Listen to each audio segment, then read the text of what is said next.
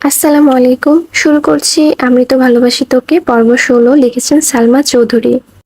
মেঘের চিৎকারের শব্দে আবিরের হৃদয় কেঁপে উঠেছে। সহসা ফোন ফেলে ছুটে যায় রান্নাঘরে। গরম তেল ছিটকে পড়েছে মেঘের হাতে পায়ে।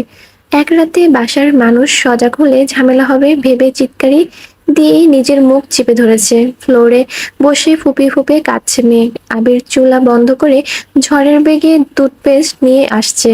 হাঁটু গেড়ে বসে আলতো করে হাতে আর পায়ে পেস্ট লাগিয়ে দিচ্ছে। কয়েক মুহূর্তের মধ্যে আবিরের শরীর ঘেমে একাকার অবস্থা। রক্তাভ দু চোখ মেঘের হাতে পায়ে নিবদ্ধ। বুকের ভেতরে হৃৎপিণ্ডটা আবিরের কাঁপছে। মেঘের হাতে পায়ে পেস্ট লাগিয়ে ফু দিয়ে দিচ্ছে। মেঘ কেঁদেই যাচ্ছে, তবে এই ক্রন্দন শব্দহীন। আবির ভ্রু কুঁচকে নিজের ভেতর থাকা সবটুকু আক্রোশ কণ্ঠে ঢেলে দাঁতে দাঁত চেপে বলল, আমাকে না জ্বালালে তোর কি শান্তি হয় না? আবির ভাইয়ের রাগান্বিত কণ্ঠ শুনে মেঘ জলসিক্ত চোখে আবিরের মুখের পানে তাকায়। চোখ পড়ে রক্তাভ দু চোখে। এই চোখে অসহায়ত্ব স্পষ্ট প্রতীয়মান হচ্ছে। আবিরের নিঃশ্বাসের মাত্রা তীব্র। কপালে বিদ্যমান ঘামের বিন্দুগুলো চিকচিক করছে। আচমকা আবির মেঘকে কোলে তুলে নেয়। অমনি মেঘের চক্ষু চরক গাছে। এক মুহূর্তে কান্না থেমে গেছে। অবাক চোখে তাকিয়ে আছে আবিরের মুখের পানে। আবির কোনো দিকে না তাকিয়ে মেঘকে নিয়ে সোফায় বসিয়ে ঠান্ডা কণ্ঠে শুধালো, রাতে খেয়েছিস? মেঘ আস্তে করে বলল, না। আবিরের মেজাজ খারাপ হলো। কপাল কুঁচকে মেঘের দিকে তাকিয়ে প্রশ্ন করলো, এত রাত হয়ে গেছে, খাসনি কেন?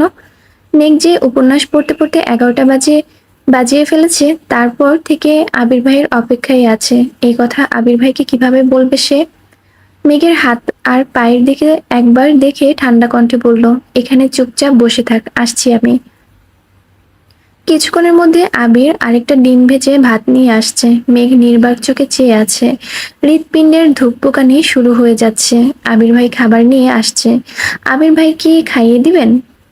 এসব ভেবেই অস্থির হয়ে যাচ্ছে। জ্বরের ঘোরে প্রথমবার মেঘকে আবির খাইয়ে দেওয়ার অনুভূতি ঠিকমতো বুঝতে না পারলেও আজ সে অনুভব করতে পারছে।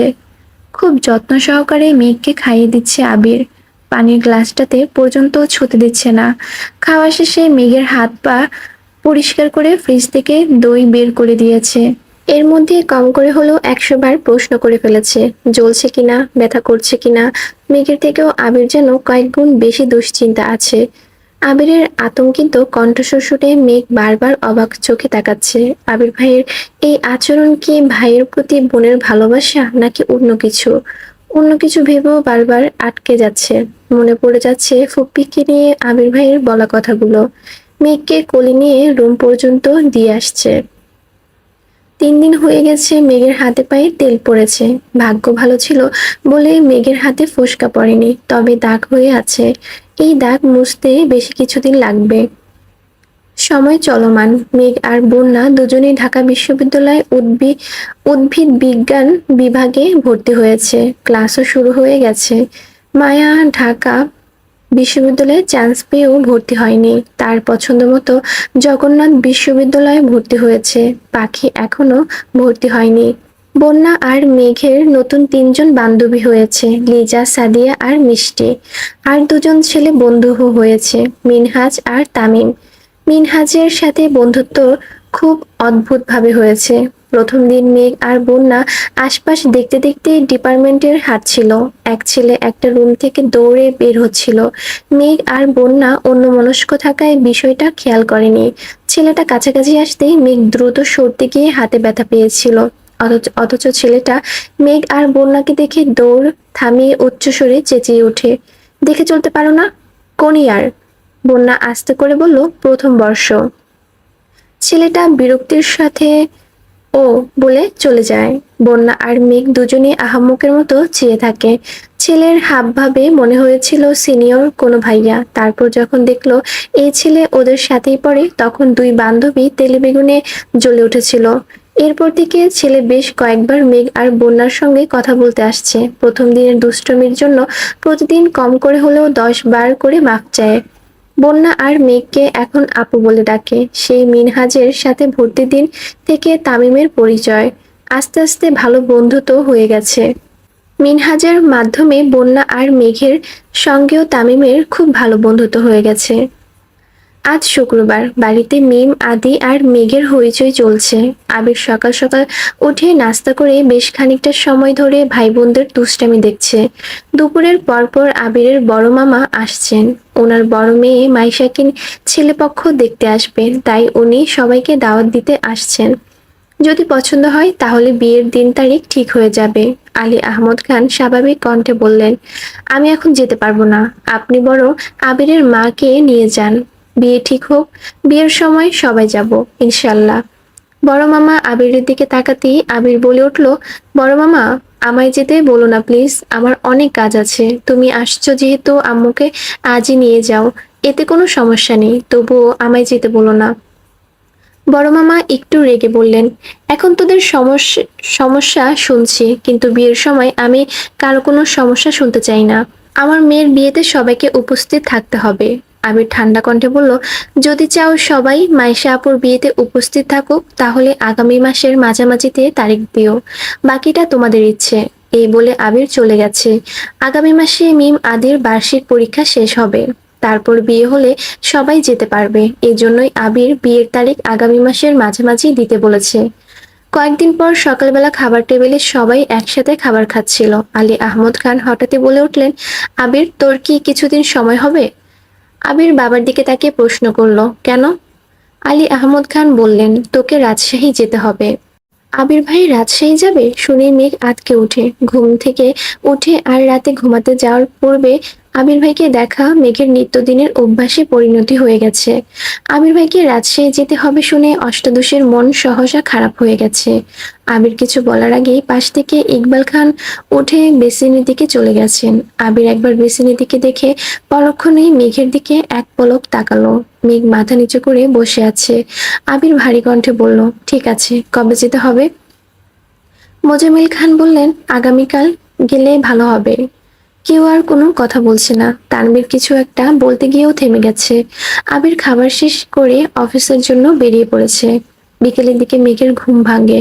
ফ্রেশ হয়ে বেলকনিতে দাঁড়াতেই দেখলো নিচে আবির ভাইয়ের বাইক রাখা, তার মানে আবির ভাই বাসায়। মেঘ রুম থেকে বেরিয়ে আবিরের রুমের দরজার পা রাখতেই রাখতেই ডাকলো, আবির ভাই। পর্দা সরাতেই চোখে পড়ল রাকিব ভাইয়া সহ আরো 3-4 জন ছেলে। মেঘ সঙ্গে সঙ্গে দরজা থেকে সরে গেছে। মেঘ ওড়না মাথায় দিতে ব্যস্ত। আবির দরজা পর্যন্ত এসে বলল, কি হয়েছে বল? মেঘ মোলায়েম কণ্ঠে বলল, ছাদে যাব, চাবিটা কি দেওয়া যাবে? আবির স্বাভাবিক কণ্ঠে উত্তর দিল, তুই দাঁড়া, আমি নিয়ে আসছি। রুমে ঢুকতেই রাকিব বলে উঠল, বাহ আবির বাহ, এখন থেকেই বউকে। এতটুকু বলতেই আবির রাকিবের মুখ চেপে ধরে, বিড়বিড় করে বলল, মুখটা বন্ধ রাখ, ও বাহিরে আছে, শুনতে পাবে। উচ্চস্বরে রাসেল, লিমন, মোবারক আর শিশির বলে উঠল, ও। আবির রাকিবকে ছেড়ে ছাদের চাবি মেঘকে দিয়ে গভীর কণ্ঠে বলল, 1 ঘন্টার মধ্যে নিচে আসবে। মেঘ আচ্ছা বলে যেতে নিয়ে আবার থমকে দাঁড়ালো। আবির তখনও দরজায় দাঁড়িয়ে আছে। মেঘকে দাঁড়াতে দেখে প্রশ্ন করলো, আবার কি হলো? মেঘ আস্তে করে বলল, রাকিব ভাইয়া বাসায় আসছে, ভালো মন্দ খবর নেওয়া দরকার না? আবির কপাল কুঁচকে তাকালো। ধীর কণ্ঠে বলল, এখানে রাকিব ছাড়াও আরো কয়েকজন আছে, সবার সাথে কথা বলার আপাতত কোনো প্রয়োজন নেই। আর তোর পক্ষ থেকে আমি রাকিবের খবর নিবনি। যা এখন।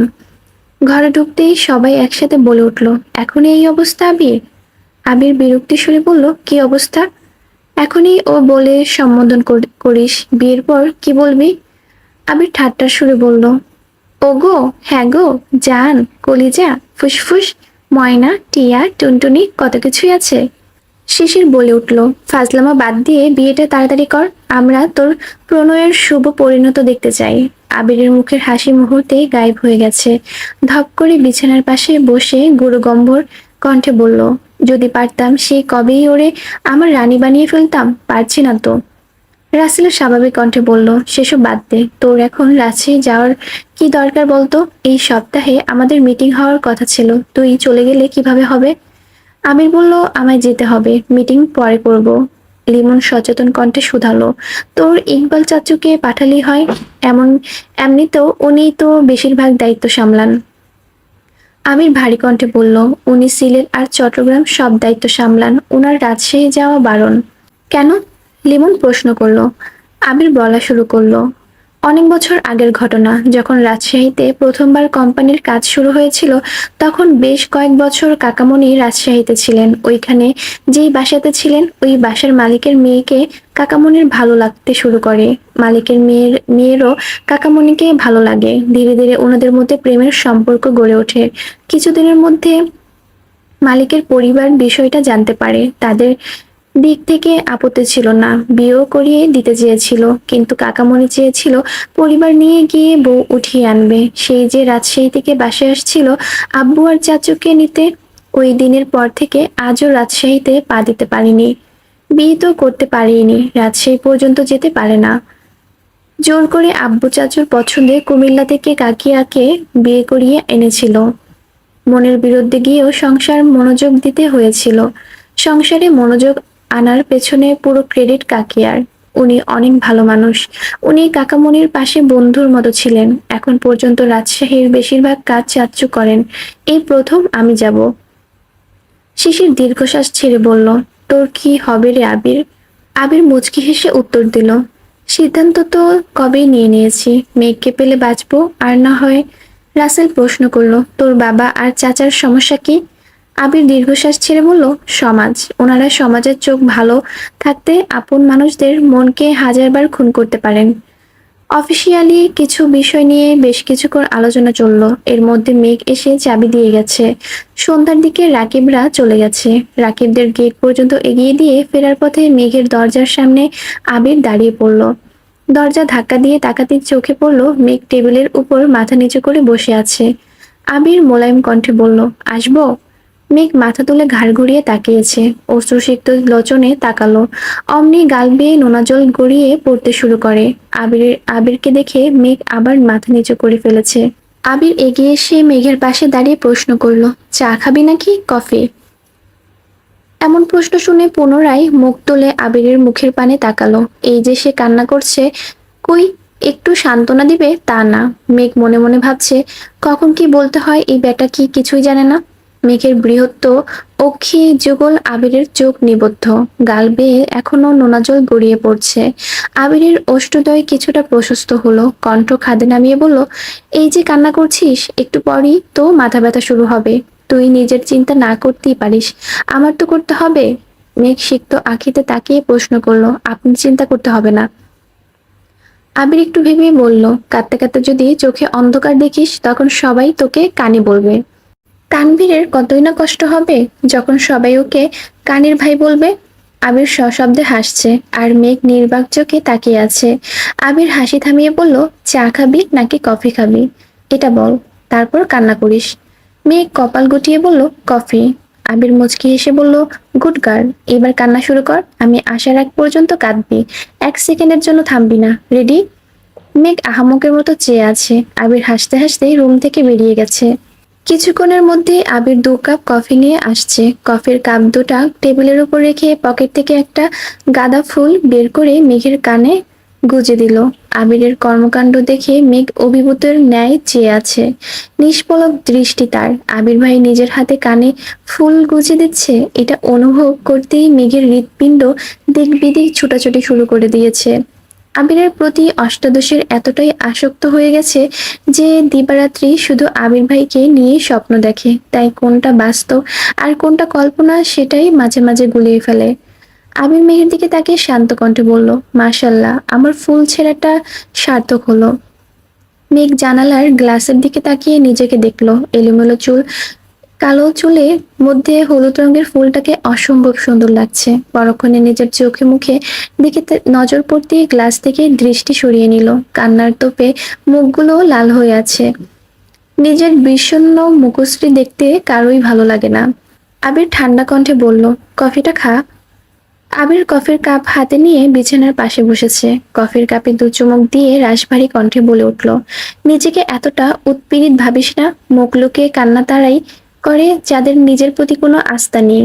মেঘের নিস্তব্ধতা দেখে আবির দীর্ঘশ্বাস ছেড়ে পুনরায় বলল, তুই যত কাঁদবি মানুষ তোকে আরো বেশি কাঁদাতে চাইবে। কিছু মানুষের কাজই হলো অন্যের দুর্বল জায়গাতে আঘাত করা। ভার্সিটিতে পড়ছিস, নতুন বন্ধু হচ্ছে, আর যাই করিস কখনো নিজের দুর্বলতা কারো কাছে প্রকাশ করবি না। মেঘ মনোযোগ দিয়ে কফি খাচ্ছে আর আবিরের কথা শুনছে। আবির ভাইয়ের প্রতিটি অষ্টাদশীর নিষিদ্ধ প্রেমানুভূতি এতটাই প্রখর হতে শুরু করেছে যা প্রকাশ করতেও সাহস পাচ্ছে না। প্রকাশ না করেও থাকতে পারছে না। যতবারই ভাবে আবির ভাইকে নিজের মনের কথা বলবে, ততবারই ফুপ্পির কথা মনে পড়ে যায়। ফুপ্পির কথা মনে হলেই শুধু কান্না পায়। আবির ভাই রাজশাহী চলে যাবে শুনে এমনিতেই মন খারাপ ছিল, তার মধ্যে সন্ধ্যাবেলা জান্নাত আপু কল দিয়েছে। জান্নাত আপুর ফোন দিয়ে ফুপ্পির সাথে কথা বলেছে। ফুপ্পির কান্না শুনে মেঘও কান্না শুরু করে দিয়েছে। বারবার শুধু মনে হয় এই বাড়ির মানুষগুলো এত নিষ্ঠুর কেন। আব্বু, বড় আব্বু কিভাবে পারছেন বোনকে রেখে এতগুলো বছর কাটাতে।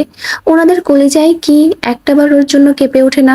তানবীর ভাইয়াও তো মেঘের সাথে এত বছর যাবৎ এমনটাই করে আসছেন। যদি জানতে পারে মেঘ আবিরকে ভালোবাসে, তাহলে আব্বু, বড় আব্বু মতো দুই ভাই নিশ্চিত এমন আচরণই করবে। এসব ভেবেই মেঘ কাঁদছিল। মেঘ আস্তে করে বলল, জান্নাত আপু কল দিয়েছিল।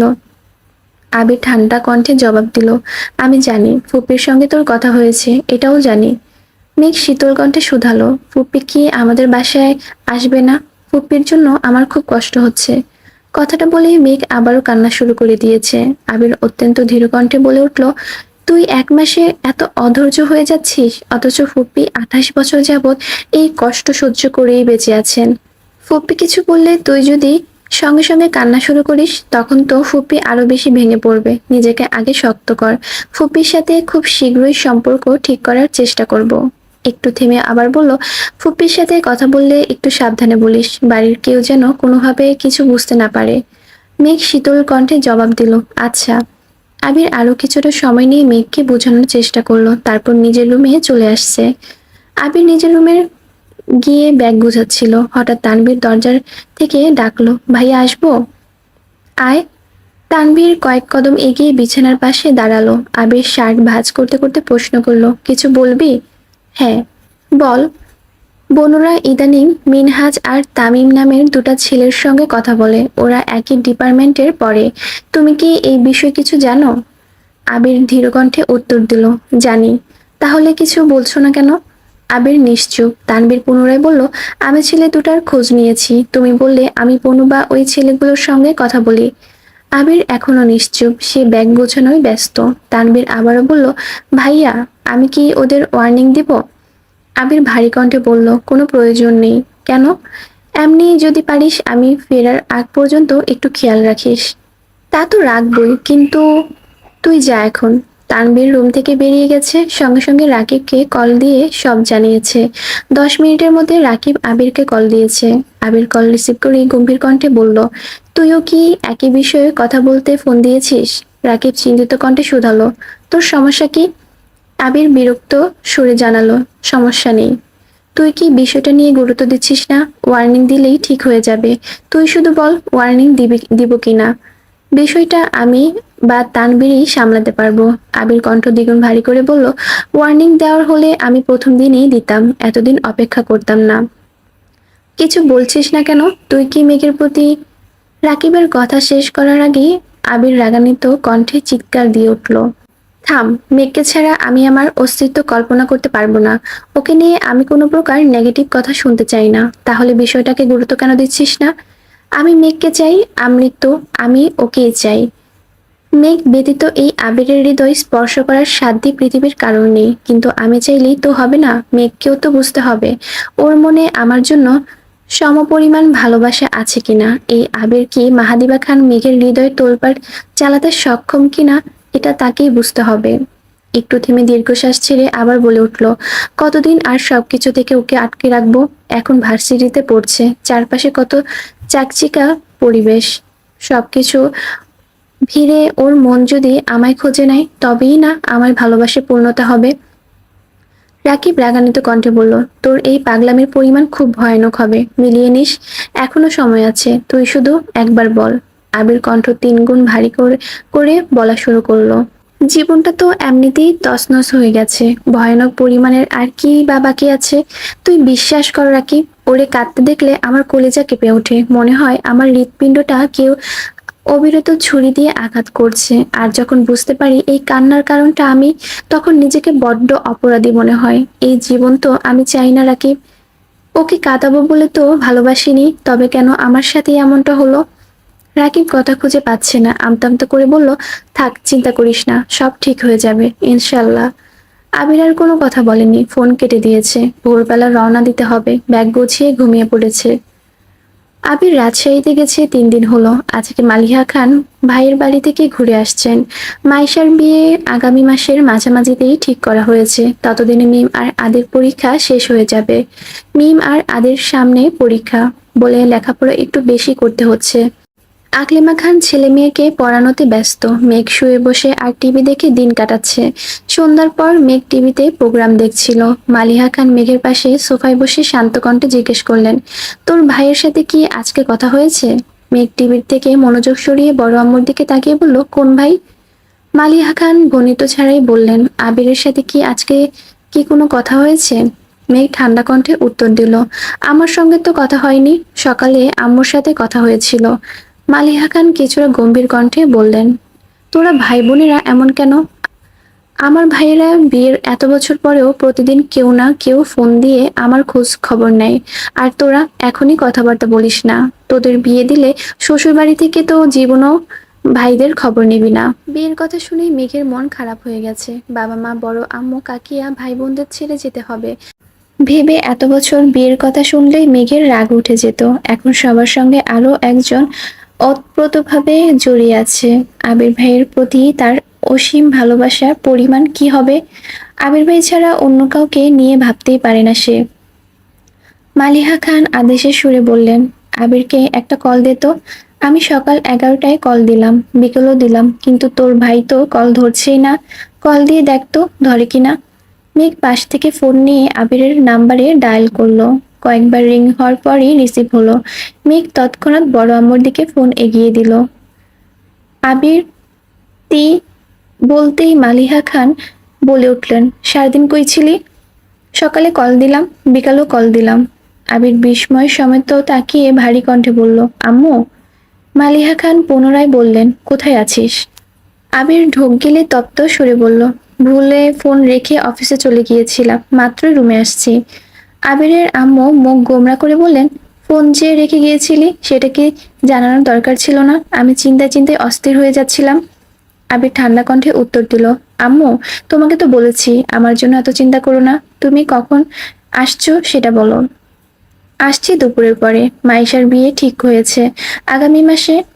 শোন, তোর মামা সহ বাড়ির সবাই কম করে হলো 100 বার করে বলে দিয়েছে যেন তুই বিয়েতে যাস।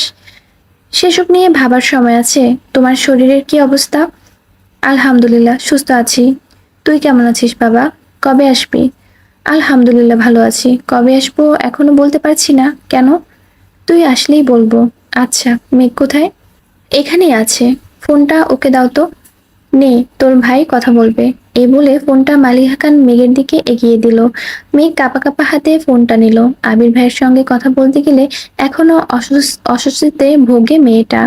মেঘ ফোন হাতে নেওয়ার মালিহা খান উঠে রান্নাঘরের দিকে চলে গেছেন। মেঘ ফোন কানে ধরে শীতল কণ্ঠে সালাম দিল। আবির সালামের উত্তর দিয়ে গম্ভীর কণ্ঠে শুধালো, তুই যে কাজগুলো করিস এগুলো কি বুঝে করিস? মেঘ ভয় ভয়ে শুধালো, কি? তুই যে হুট করে আম্মুর কাছে ফোন দিয়ে দিলি, আমি তো তুই ভেবে কথা বলছিলাম। যদি কিছু বলে ফেলতাম? কি বলে ফেলতেন? সে যাই বলি, এমন কাজ আর কখনো করবি না। ফোন কাউকে দেওয়ার আগে বলে তারপর দিবি, মনে থাকবে? হ্যাঁ। আগেও কি কল দিছিলি? মেঘ আস্তে করে বলল, না। তা দিবি কেন? আমি বাড়িতে না থাকলে তো তোর ঈদ লেগে যায়। নিজের মতো চলতে পারিস, সবকিছু করতে পারিস। মেঘ বিড়বিড় করে বলল, আপনাকে কল দিতে ভয় লাগে। কথাটা শোনা মাত্র আবিরের মেজাজ খারাপ হয়ে গেছে। কপাল গুটিয়ে অত্যন্ত পুরো কণ্ঠে বলল, খুব ভালো, আমার মাথা ব্যথা করছে, রাখছি। মেঘ আর কিছুই বলতে পারল না। আবির কল কেটে দিয়েছে। অষ্টাদশী মন খারাপ করতে চেয়েও করতে পারল না। 3 দিন পর আবির ভাইয়ের সাথে একটু হলেও কথা হয়েছে, এতেই মনটা হালকা হয়ে গেছে। তবে আবির ভাইয়ের মাথা ব্যথা শুনে চিন্তাও লাগছে। খাওয়া দাওয়া শেষ করে রাতে শুয়ে শুয়ে ভাবছে আবির ভাইকে কল দেবে কিনা। ভাবতে ভাবতে ডায়াল করলো আবিরের নাম্বারে। অষ্টাদশের বুকে ধুকপুকানি শুরু হয়ে গেছে। বারবার মনে হচ্ছে শ্বাস আটকে আসছে। শোয়া থেকে উঠে বসেছে।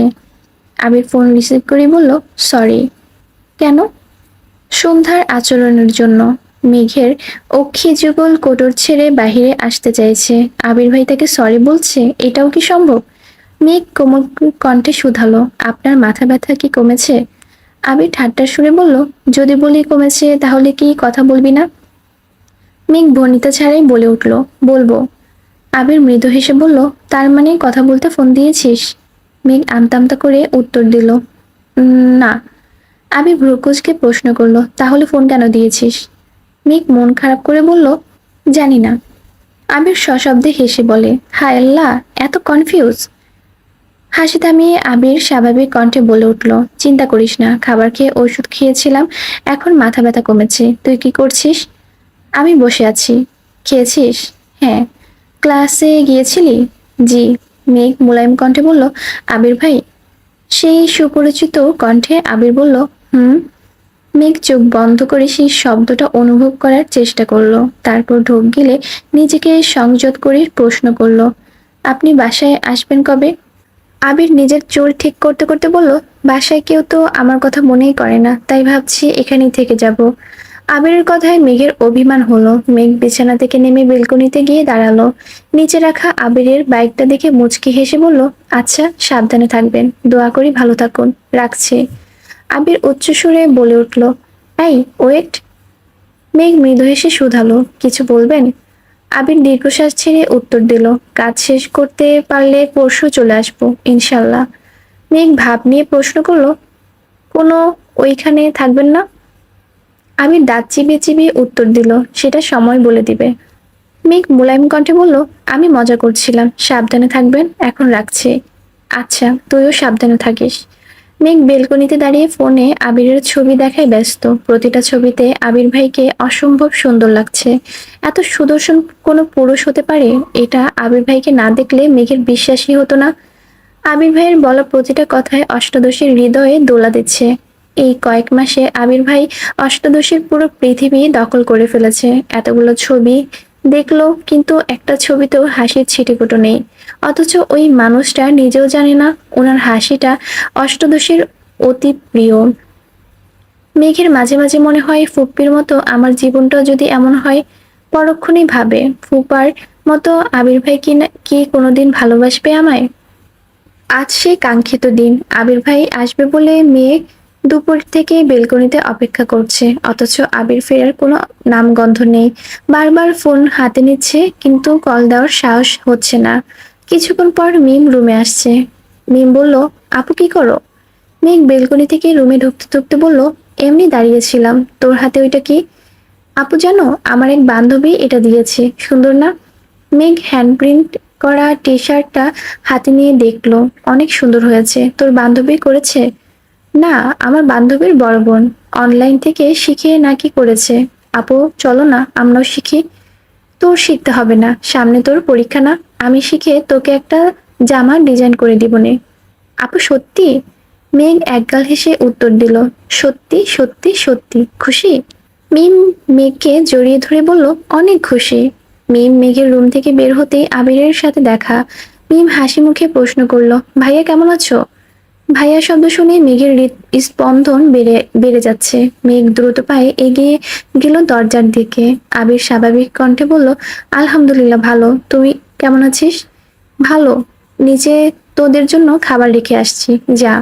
মিম চলে গেছে। মেঘের হাতে মিমের দেখা দেওয়া টি শার্টটা ডিজাইন দেখার জন্য রাখছিল। আবির মেঘের দিকে তাকিয়ে পরপর দুইবার ভ্রু নাচালো। সহসা মেঘের মুখে হাসি ফুটে উঠেছে। আবির মেঘকে আপাদমস্তক দেখে কপাল কুঁচকে বলল, হাতে ওটা কি? মেঘ টি শার্টটা খুলে দেখালো আর বলল, এটা মিমের বান্ধবী মিমকে দিয়েছে। আবির কপাল কুঁচকে পুনরায় শুধালো, তো এটা তোর কাছে কেন? মেঘ আস্তে করে বলল, আমি হ্যান্ড প্রিন্টিং শিখবো। আবির দ্বিগুণ ভারী কণ্ঠে শুধালো, কোথা থেকে? মেঘ চট করে উত্তর দিল, অনলাইনে। কথাটা শুনে আবির স্বস্তির নিঃশ্বাস ফেলল। মৃদু হেসে উত্তর দিল, আচ্ছা শিখিস, যা যা লাগে বলিস আমায়, এনে দিবনে। পকেট থেকে দুটা কিটকেট চকলেট বের করে মেঘকে দিয়ে নিজের রুমে চলে গেছে। মেঘ দরজায় দাঁড়িয়ে আবিরের হাঁটার দিকে তাকিয়ে আছে। দুদিন পর আবিরের মামাতো বোন মাইশার বিয়ে। আবিরের মামা দিনে কয়েকবার করে ফোন দিচ্ছেন, বাসায় এসেও সবাইকে বলে গেছেন। আবির সন্ধ্যার দিকে ছাদের একপাশে বসে আছে, তানভীর পেছন থেকে ডাকলো, ভাইয়া। আবির পেছনে না তাকিয়ে উত্তর দিল, এদিকে আয়। তানভীর আবিরের কাছে আসতে আসতে ভারী কণ্ঠে বলল, আগে থেকেই বলা ছিল এখন থেকে তোমার বউ তুমি সামলাবে, নিজের বউ নিজে নিয়ে যাও বিয়েতে, আমায় যেতে বলো না। আবির বলল, তুই বিয়েতে যাবি না? তানভীর বলল, আমি কিভাবে যাব বলো, সামনে সভাপতি নির্বাচন, এই অবস্থায় আমার পক্ষে 3-4 দিনের জন্য বিয়েতে যাওয়া অসম্ভব। তুমি যাও, সমস্যা নেই, আমি বিয়ের দিন যাব। আবির গম্ভীর কণ্ঠে বলল, আমার তো যেতে সমস্যা ছিল না, কিন্তু কিন্তু কি? মালার জন্য একটু টেনশন হচ্ছে। গত 2 বছর যাবৎ মেয়েটা আমাকে অতিরিক্ত জ্বালাইছে। দিনে রাতে শুধু মেসেজ আর কল দেয়। সব ঝামেলার মূলে আমার বাসার মানুষ। মালা ফোন কিনেছে, ভালো কথা। আম্মুর আমার নাম্বারটা কেন দিতে হলো? প্রথমবার ভালোভাবে কথা বলেছি, সম্পর্কে মামাতো বোন, আমিও ওইভাবেই কথা বলেছি। এরপর থেকে প্রায় কল দেয়, কয়েকবার নর্মালি কল রিসিভ করেছি। আমি মামা মামির সাথে কথা বলি আর ওই মেয়ে দেখি কেমন করে তাকায় থাকে, যখন তখন ফোন দেয়, কি উল্টাপাল্টা কথা বলে, ধমক দিলে মামা বা মামির হাতে ফোন ধরিয়ে দেয়। মামা মামিকে তো কিছু বলতে পারি না, না পারছিলাম নাম্বার ব্লক করতে, না পারছিলাম ভালোভাবে কথা বলতে। এখন তো বিয়ের জন্যই ওই বাড়িতে যেতে হবে। ওই মেয়ের আচরণ দেখে তোর বোন না আবার হাইপার হয়ে যায়, এই চিন্তায় ভালো লাগছে না। এত কাহিনী তো আমায় বলনি। অসহ্যকর বিষয় নিয়ে আলোচনা করতেও আমার অসহ্য লাগে। তানভীর একটু ভেবে বলল, ভাইয়া ভেবো না, তোমার একটা থাপ্পড় খাইলেই সব ঠিক হয়ে যাবে। আবির বিরক্তির সুরে জানালো, বাসায় যেদিন আসছিল ওই দিনই থাপ্পড় দিতে ইচ্ছে হয়েছিল। তোর বোন ব্যতীত আমি স্ব ইচ্ছায় কোনো মেয়েকে ছুতে চাই না বলে ওই মেয়ে এখনো আমার থাপ্পড় খায়নি। এখন কি করবা? আবির দীর্ঘশ্বাস ছেড়ে বলল, যদি মালার কারণে মেঘের চোখ থেকে এক ফোঁটাও পানি পড়ে, মালার খবর আছে, আমি ভুলে যাব সে আমার মামাতো বোন। তানভীর ভীত সুরে বলল, ভাইয়া তোমার রাগটা কন্ট্রোল রাখো প্লিজ, বনুরে মালার থেকে দূরে দূরে রাখো, আর পারলে বনুরে একটু সময় দিও। তানভীরের সাথে বেশ কিছুটা সময় কথা বলে আবির নিচে আসছে। মেঘ সোফায় বসে টিভি দেখছিল। ড্রয়িং রুমে আর কেউ নেই। আবির মেঘকে দেখেও না দেখার মতো করে রান্নাঘরে চলে গেছে। নিজের জন্য কড়া করে 1 কাপ কফি করেছে। কাপটা হাতে নিয়ে আবির সিঁড়ির দিকে যাচ্ছে। মেঘ কপাল কুঁচকে এক দৃষ্টিতে আবির ভাইয়ের দিকে দেখছে। আবিরের মনের ভেতরের দুশ্চিন্তাগুলো চেহারায় ভেসে উঠেছে। অষ্টাদশীর আবিরের টমাটো চেহারা দেখে বোঝার চেষ্টা করছে আবির ভাইয়ের কি হয়েছে। মেঘ একবার ভাবছে জিজ্ঞেস করবে, কিন্তু সাহসও হচ্ছে না। আবির সিঁড়ি পর্যন্ত যেতেই মালিহা খান নিজের রুম থেকে বের হতে হতে আবিরকে ডাকলেন। আবির সিঁড়ির পাশে দাঁড়িয়ে পড়েছে। মালিহা খান সোফায় এসে বসলেন।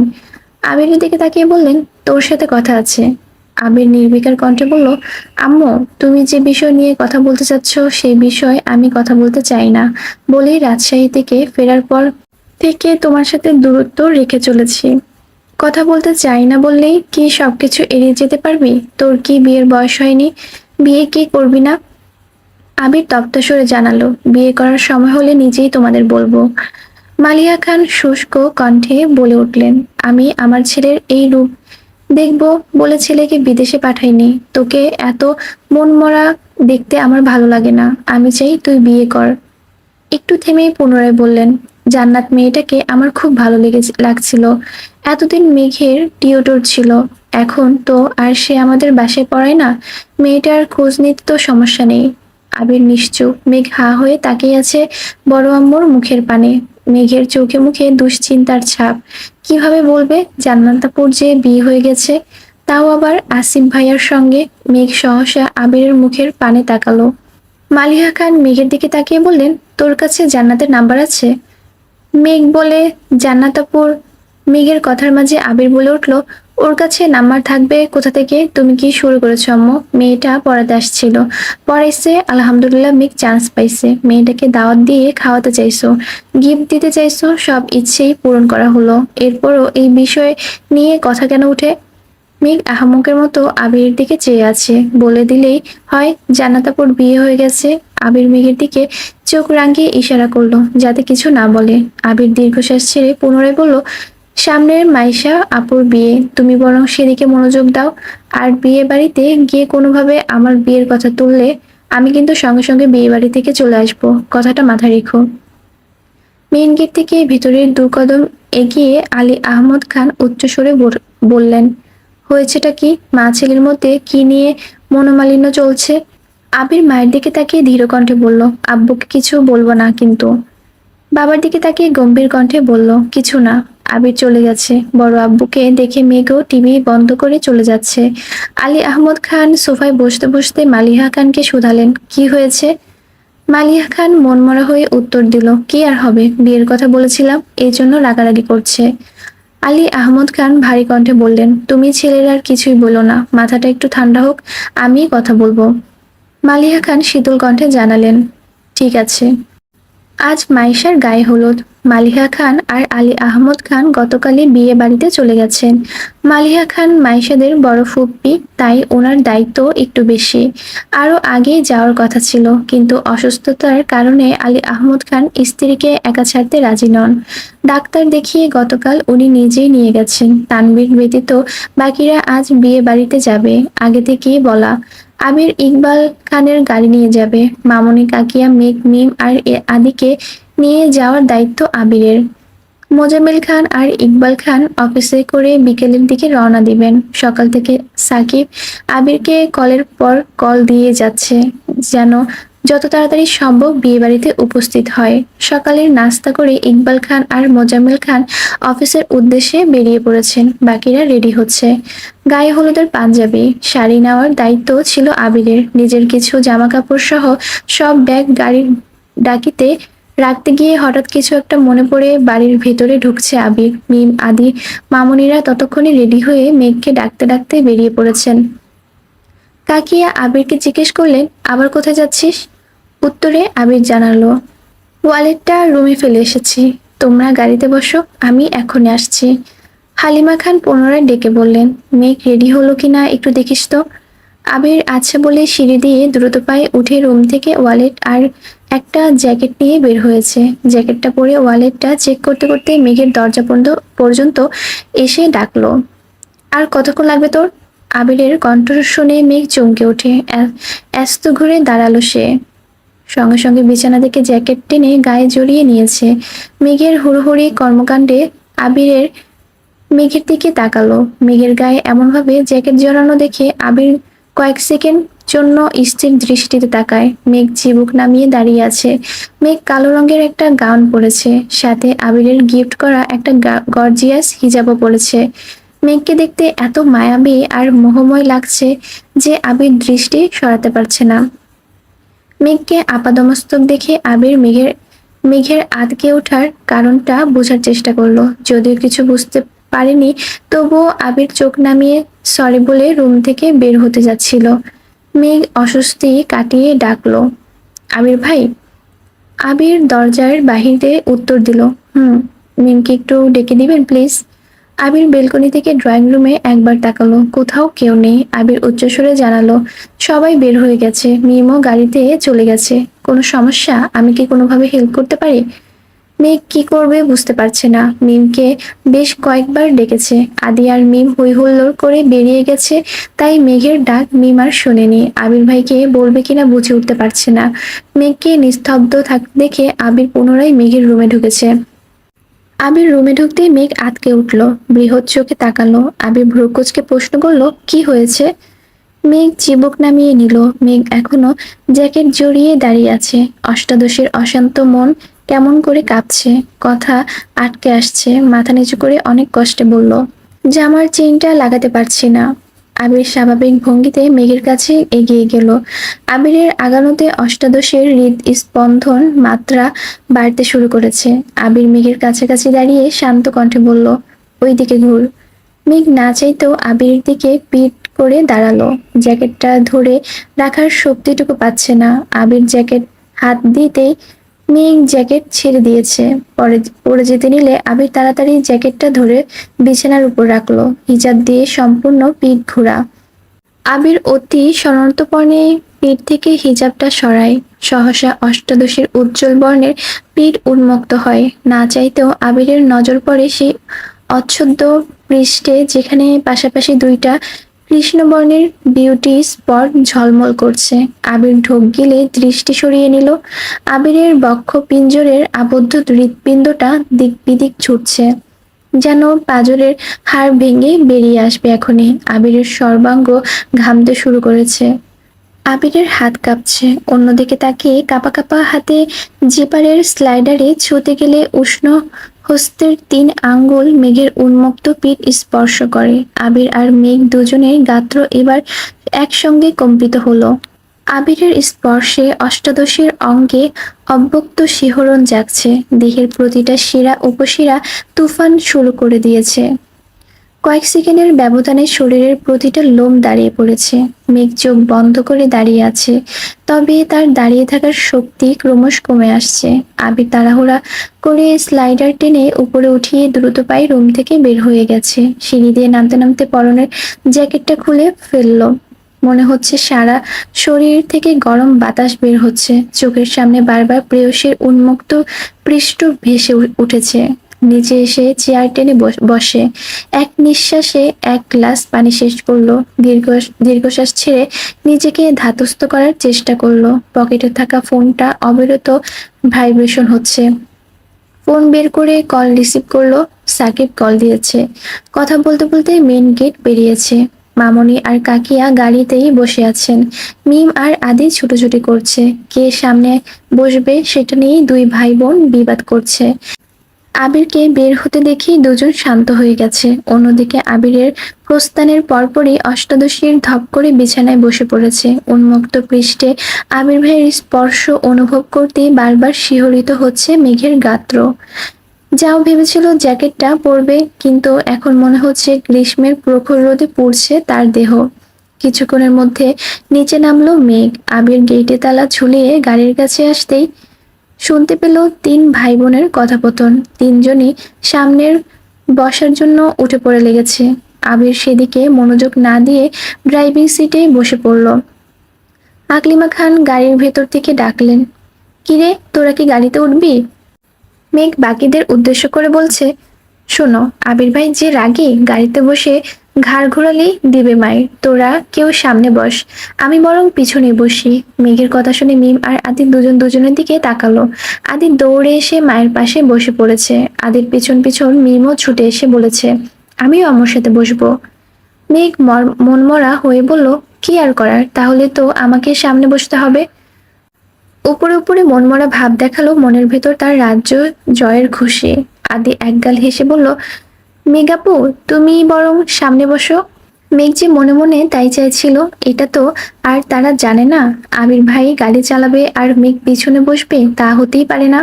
গতকাল রাত থেকে প্ল্যান করে রেখেছে, যেভাবেই হোক তাকে সামনে বসতেই হবে। মেঘ মিটিমিটি হেসে গাড়িতে উঠেছে। আবির ততক্ষণে বেখেয়ালি থাকলেও পুরো ঘটনা সে মনোযোগ দিয়েই শুনেছে। গাড়ির জানালা দিয়ে বাহিরের দিকে তাকিয়ে হাত দিয়ে মুখ ঢেকে মুচকি হাসলো।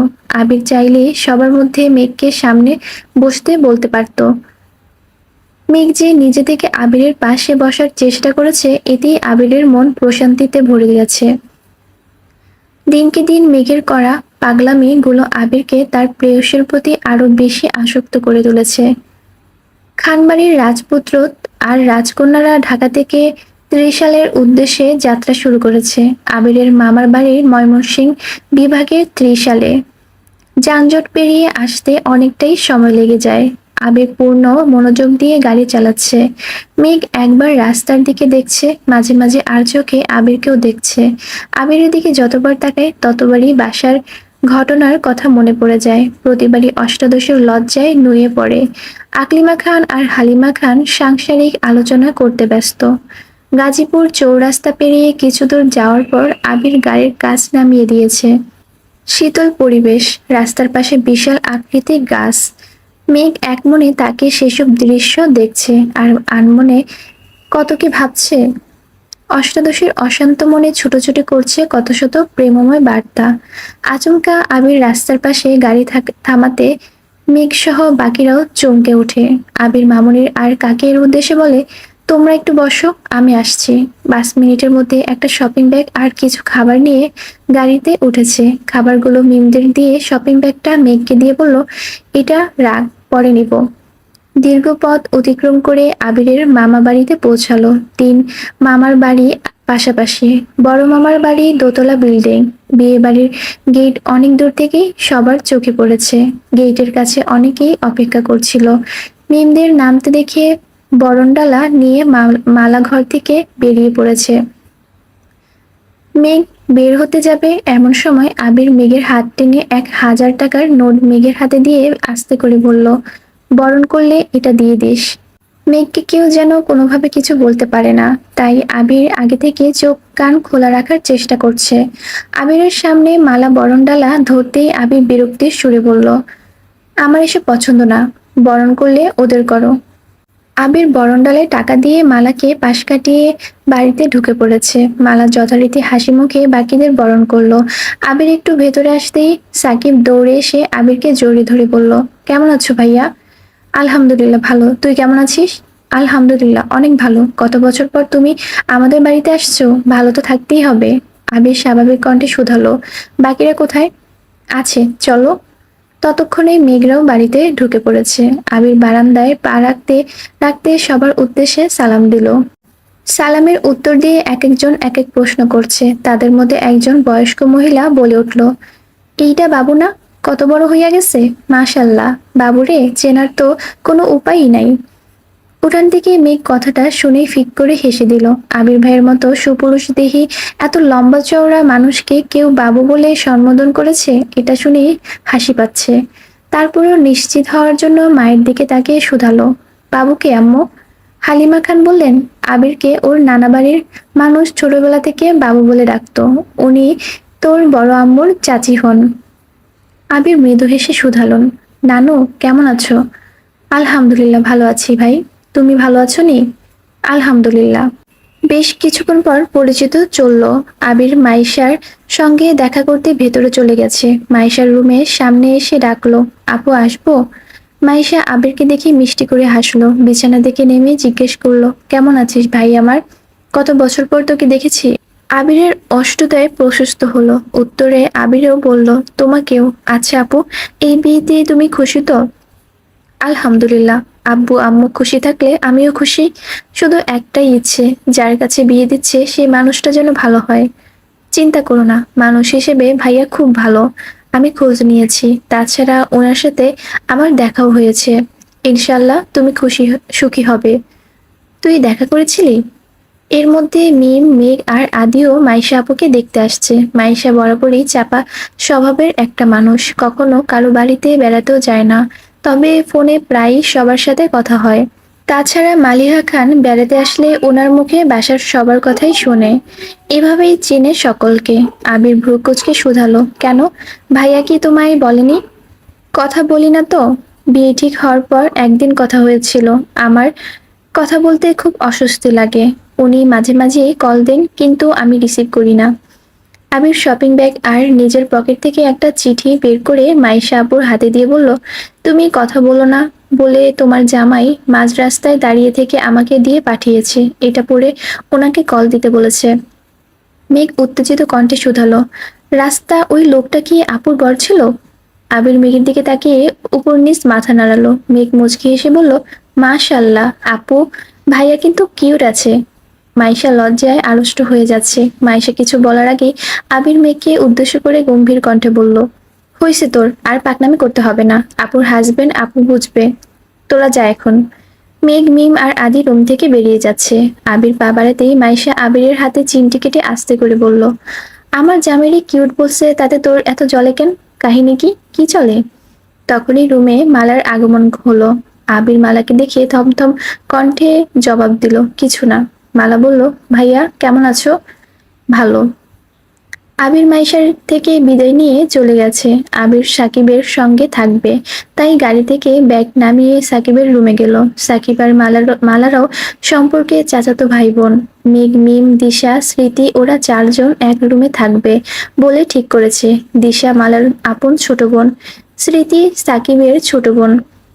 খাওয়া দাওয়া করে বিকেলের দিকে 4 কাজিন মিলে পুরো বাড়ি ঘুরে দেখছিল। বিয়ে বাড়ির মানেই হইচই। বিকেল হতে হতে আত্মীয় স্বজনদের ভিড় জমতে শুরু হয়েছে। মেঘ মিম আগেও কয়েকবার এসেছিল, তবে সেসব ছোটবেলার ঘটনা। আবিরদের 3 মামার বাড়ি পাশাপাশি হওয়ায় 3টা উঠান মিলে বাড়ির সামনে বিশাল মাঠের ন্যায় জায়গা। একপাশে খাবারের ব্যবস্থা করা হচ্ছে, আরেক পাশে গায়ে হলুদের স্টেজ করা হচ্ছে। সাকিব, মিলন, আবির এমনকি আদিও স্টেজ সাজানোতে ব্যস্ত। মেঘ আবিরকে দেখেই থমকে দাঁড়ালো, পা বাড়ালো সেদিকে। স্মৃতি পিছন থেকে ডাকলো, মেঘাপু কোথায় যাচ্ছ? স্টেজ সাজানো দেখতে। ঘুরবা না? তোমরা ঘুরে আসো, আমি যাব না। মেঘ আর কোথায় যাবে? তার আবেগের কেন্দ্রবিন্দু তো আবির ভাই। আবির ভাইকে দেখাতে যতটা শান্তি, সেই শান্তি আর কোথাও নেই। তাই মেঘ স্টেজের দিকে এগিয়ে আসলো। সাকিব মেঘকে দেখে জিজ্ঞেস করলো, কেমন আছো মেঘপতি? আলহামদুলিল্লাহ, আপনি কেমন আছেন? আলহামদুলিল্লাহ। মেঘের কণ্ঠ শুনে আবির পিছনে ফিরে মেঘকে দেখলো, চুলগুলো বেঁধে মাথায় ওড়না দিয়ে রেখেছে। আবির লাইটিং সেট করতে করতে শুধালো, খাইছিস কিছু? জি। সাকিব মেঘকে উদ্দেশ্য করে বলল, ভাইয়া কিন্তু এখনো খায়নি, তুমি ভাইয়ার খোঁজ নিলে না কেন?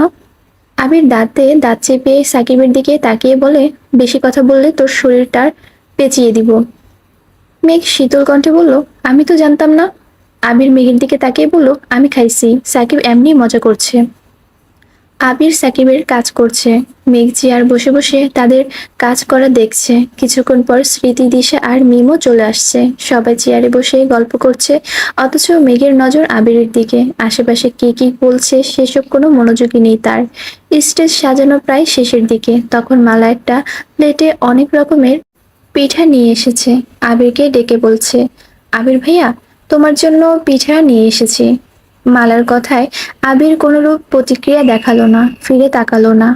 অথচ মেঘের ছ্যাদ করে রাগ উঠে গেছে। মনে পড়ে গেছে বাসায় আবির ভাইয়ের উপর ঢলে পড়তে যাচ্ছিল এই মালা আপু। আবির ভাইয়ের প্রতি তখন তীব্র ভালোবাসা অনুভব করতে না পারলেও সেদিন ঠিকই কেঁদেছিল সে। তবে এখন তো সে আবিরকে ভালোবাসে। আবির ভাই ভালোবাসুক না বাসুক, অষ্টাদশীর মনে প্রাণে আবিরকে ভালোবাসে। আবিরের আশেপাশে সে কাউকে সহ্য করতে পারবে না। মেঘ ভেতরে ভেতরে রাগে ফুঁসছে। মালা পুনরায় বলল, পিঠাগুলো খেয়ে নাও ভাইয়া। আবির পিছনে না ফিরেই বলল, আমি খাবো না পিঠা, ওদের দে। হাত দিয়ে মেঘেদের ইশারা করলো। আবিরের কথাটা মালার পছন্দ হয়নি। অকস্মাৎ সাকিব বলল, 3 দিন যাবৎ এত কাজ করতেছি, আমাকেও তো একটা পিঠা সাধতে পারিস। মালা সাকিবের উপর নিজের ক্ষোভ প্রকাশ করে। তুই কি বাড়ির মেহমান যে তোকে আলাদা করে পিঠা দিতে হবে? সাকিব মন খারাপ করে বলল, আজ মেহমান হতে পারিনি বলে কেউ দামই দেয় না। মালা আর কথা বাড়ালো না, মেঘের হাতে পিঠাগুলো দিয়ে চলে গেছে। পিঠাগুলো সে আবিরের জন্য আলাদা করে এনেছিল। নকশি পিঠা, সবগুলোই লাভ আকৃতির। পিঠাগুলোর দিকে নজর পড়তে দ্বিতীয় দফায় রাগ উঠে গেল মেঘের। মিম আর স্মৃতির দিকে পিঠাগুলো দিয়ে বলল, তোরা খা, আমি খাবো না। আবির সাকিবের দিকে তাকাতেই সাকিব জিজ্ঞেস করলো, কি হয়েছে মেঘবতী? পিঠা খাবে না কেন তুমি? আমাদের বাড়ির পিঠাগুলি কি অপরাধ করেছে যে তুমি তাদের ছুঁয়েও দেখছো না? মেঘ গম্ভীর মুখে করে উত্তর দিল, পিঠা খাবো না, তবে এগুলো না। সাকিব বলে, এই মিলন, মেঘবতীর জন্য পিঠা নিয়ে আয়। যত জাতের পিঠা ঘরে আছে সবগুলো নিয়ে আসবি। মেঘ ভ্রু কুঁচকে বলল, আমি এখন পিঠা খাবো না। মিলন সেসবে পাত্তা দেয়নি। কিছুক্ষণের মধ্যেই বড় প্লেট দিয়ে অনেক প্রকারের পিঠা এনে মেঘকে দিয়েছে। মেঘ না চাইতেও 2-1টা পিঠা খেয়েছে। আবির লাইটিং এর কাজ শেষ করে মেঘের পাশে চেয়ারে বসেছে। মেঘ আবিরের দিকে প্লেট এগিয়ে দিয়ে বলল, নেন পিঠা খান। আবির 2 হাত সামনে এগিয়ে বুঝলো হাতে ময়লা, খাবে কি করে। মেঘ বনিতা ছাড়াই বলল, হাত ধুয়ে আসুন। আবির রাগ ভারী কণ্ঠে বলল, কষ্ট লাগছে? মেঘ মুচকি হেসে আস্তে করে বলল, খাইয়ে দিব আমি? দিলে খারাপ হয় না। মেঘ কথাটা মজা করে বলেছিল, আবির ভাই যে এভাবে রাজি হয়ে যাবে এটা ভাবেনি। আবিরের পছন্দ মতো কয়েকটা পিঠা খাইয়ে দিয়েছে। হঠাৎ আবিরের চোখে পড়ে বড় মামার সঙ্গে আবিরের আব্বু বাড়িতে আসতেছেন। আবির মেঘকে বলে, আর খাবো না, তুই খা। আবির তৎক্ষণাৎ চেয়ার থেকে উঠে স্টেজে চলে গেছে। স্টেজের বাকি কাজ করছে। আবির ভাইয়ের অকস্মাৎ পরিবর্তন দেখে মেঘ ভ্রুকুচকে তাকিয়ে রইল। মনে মনে ভাবছে, এই ব্যাটার সমস্যা কি? মাঝে মাঝে মনে হয় ওনার মতো রোমান্টিক মানুষ এই পৃথিবীতে আর একটাও নেই। আবার মাঝে মাঝে মনে হয় ওনার মতন পাষাণ আর একটাও নেই। উনি এমন কেন? আলী আহমদ খান মিম আর মেঘকে দেখে হাসি মুখে প্রশ্ন করলেন, তোমরা কখন আসছো? বড় আব্বুর কণ্ঠস্বর মেঘের ধ্যান ভাঙে। মিম স্বাভাবিক কণ্ঠে বলল, দুপুরের দিকে আসছি বড় আব্বু। আবিরের বড় মামা শুধালেন, খাওয়া দাওয়া করেছো নাকি শুধু পিঠাই খেতে দিয়েছে তোমাদেরকে? মেঘ একগাল হেসে উত্তর দিল, আমরা এসেই ভাত খেয়েছি, এখন আবার পিঠা খাচ্ছি। মামা পুনরায় বললেন, বাড়িটাকে নিজের বাড়ি মনে করবে, যা ইচ্ছে হবে নিজের হাতে নিয়ে খাবে, সেটা গাছের কোনো ফলই হোক অথবা ঘরের কোনো খাবার। মিম আর মেঘ একসঙ্গে বলল, আচ্ছা বড় মামা। হঠাৎ করেই বাড়ির পরিবেশ বদলে গেছে, হই হুল্লোড় যেন 3 গুণ বেড়ে গেছে। মাইশার শ্বশুর বাড়ির থেকে বেশ কয়েকজন গায়ে হলুদের শাড়ি, মেহেদি আরো কি কি যেন নিয়ে এসেছেন। আবির আগন্তুকদের কয়েক মুহূর্ত পর্যবেক্ষণ করলো। 4-5টা অল্পবয়স্ক মেয়ে, সাথে 5-7টা ছেলে।